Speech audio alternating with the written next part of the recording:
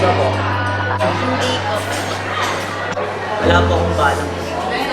Tingin ko po, baka po depressed po yung tao kasi po naranasan ko na po yan. Kasi pag umpisa mo na, mahirap mo siyang tigilan.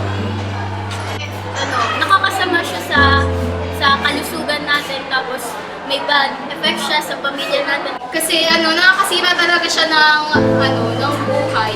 Siyempre pati future mo apektado kapag sinubukan mo yun, di ba? Imbes na unahin mo yung pamilya mo, nauuna mo yung bisyo.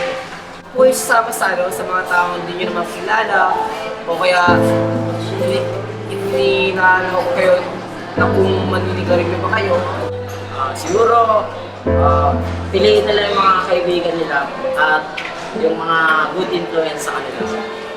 Hindi ako magsasawa na pahintulutan siya na wag na managarilyo, na wag na ipagpatuloy yung paninigarilyo hanggang sa magsawa siya sa mga habilin ko.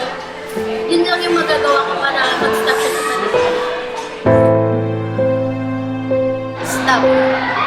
Stop. Stop. Stop. Stop. Stop. Stop smoking. Audio preview.